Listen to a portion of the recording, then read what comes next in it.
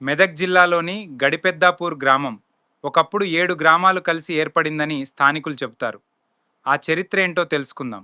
మెదక్ ప్రాంతం ఒకప్పుడు కాకతీయులు, బహమనీ సుల్తానుల పాలన చూసింది. అలాగే కుతుబ్ షాహీలు రాజుల పాలన కాలంలో ఈ ప్రాంతంలోని 7 గ్రామాలు కలిసి ఒకే గ్రామంగా ఏర్పడ్డాయని చెబుతారు. ఈ గ్రామం పేరులోని గడి అనే పదం ఒకప్పుడు ఇక్కడ కోట లాంటి రక్షణ వ్యవస్థ ఉండేదని గుర్తు చేస్తుంది. గ్రామం చుట్టూ భారీ గోడలు, గడీలు ఉండేవని స్థానికులు నమ్ముతారు.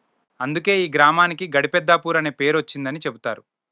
ఈ నేలలో సనాతన ధర్మానికి సంబంధించిన పురాతన ఆలయాలు నేటికీ కనిపిస్తాయి. అంతేకాదు స్థానిక విశ్వాసం ప్రకారం కొమురవెల్లి మల్లన్న స్వామితో కూడా ఈ గ్రామానికి ప్రత్యేక అనుబంధం ఉందని, కొమురవెల్లి మల్లన్న స్వామి ఇక్కడే పుట్టి పెరిగారని తరతరాలుగా చెబుతూ వస్తున్నారు. చరిత్రను పుస్తకాలలో మాత్రమే కాదు, గ్రామాల మట్టిలో, ప్రజల జ్ఞాపకాలలో కూడా వెతకాలి. ఇదే గడిపెద్దాపూర్ తెలంగాణ గుండెల్లో దాగి ఉన్న ఒక చారిత్రక గ్రామం. గడిపెద్దాపూర్ శతాబ్దాల చరిత్రను దాచుకున్న గ్రామంగా స్థానికులు భావిస్తారు.